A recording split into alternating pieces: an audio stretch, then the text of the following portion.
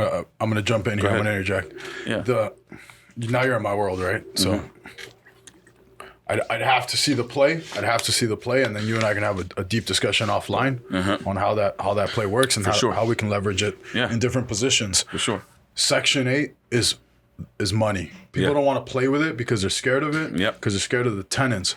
Those are going to be some of the best tenants that you're going to get because they're appreciative of it, assuming you have the right ones. You're guaranteed the income from the government, right?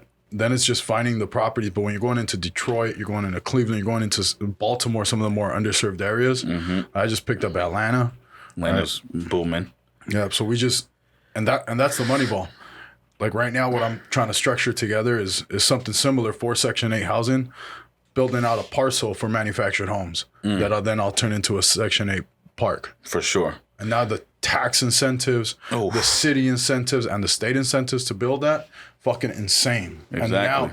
And now you're going to Sizzler. Exactly. So my add on that, I actually also invested into a wholesale company. So we wholesale here in California too. This is all through business credit. So I opened up a wholesale company. I partnered up with wholesalers, right? They're leveraging that. All I have to do is front the marketing money, right?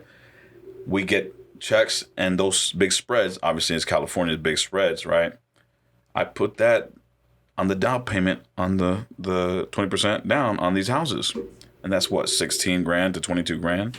I mean, you can shit that with credit cards, but the wholesale fees are paying for this. So now it's like a circle, right? So I'm getting into different things. There's trucking businesses, there's wholesaling, there's real estate. But I know my end game is real estate, right? So when we grab enough, you can either liquidate it or you can start going to like Grant Cardone shit, big apartment buildings and doing stuff like that, right? That's the end game, right? And then you can leverage it in trust, wills, etc. You know, but yeah, that's the whole thing right now. So you mentioned something too, the tenants. You just have to know how to properly screen, which I know how to properly screen, right?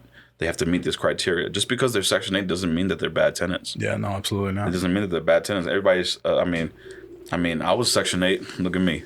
All right, I'm driving a McLaren now. Doing it. You know what I'm saying? And investment properties. And those investment properties are going to pay for that McLaren. And, you know, other people are going to pay for that McLaren.